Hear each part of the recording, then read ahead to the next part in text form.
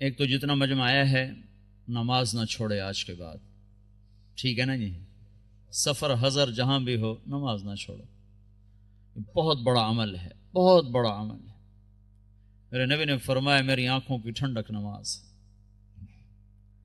لوگوں نے مردے زندہ کروائے ہیں، اس میں اتنی طاقت اللہ نے رکھی ہے، جہاں سارے اسباب ٹوٹ جاتے ہیں وہاں نماز زندہ ہے۔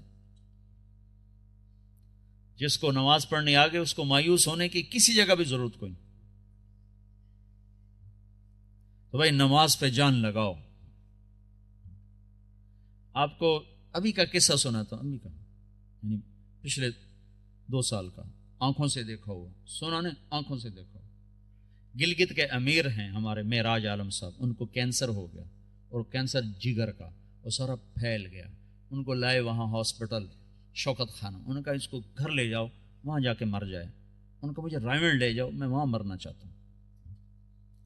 جو پیسے وہ لائے تھے علاج کے انہوں نے وہاں سارے خیرات کر دیے، اور پھر کہنے لگے میں نے اللہ کے سامنے دعا کی، نماز پڑھی اور دعا کی کہ یا اللہ انہوں نے تو مایوس کر دیا، تیرے دربار میں تو کوئی کمی نہیں۔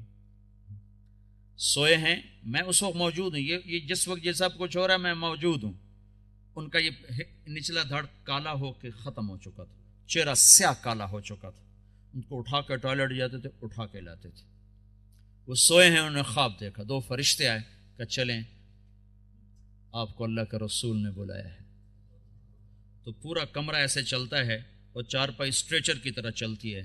آگے اللہ کے نبی ایک کاؤنٹر پر کھڑے ہوئے ہیں، آگے شیشہ لگا ہے۔ وہ کہتے ہیں معراج صحت تو مل جائے گی، آخرت میں کمی آ جائے گی۔ تو ان فرشتوں نے روئی اٹھائی، یہاں جگر ہوتا ہے، اس کو ایسے ملنا شروع کیا، یوں روئی کو پھینکا، روئی کو آگ لگ گئی۔ پھر یوں اس کو صاف کیا، پھر روئی کو پھینکا، روئی کو آگ لگ گئی۔ 5-6 دفعہ ایسا ہوا ہے۔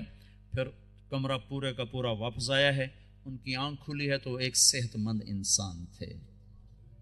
یہ میں آپ کو آنکھوں سے دیکھ کے بتا رہا ہوں، سنی سنائی نہیں بتا رہا ہوں، میرے اور اس واقعے میں کوئی واسطہ کوئی نہیں ہے، اور ابھی تک صحت مند زندگی گزار رہے ہیں۔ نماز بتا رہا ہوں، نماز سے کیا ہو جاتا ہے۔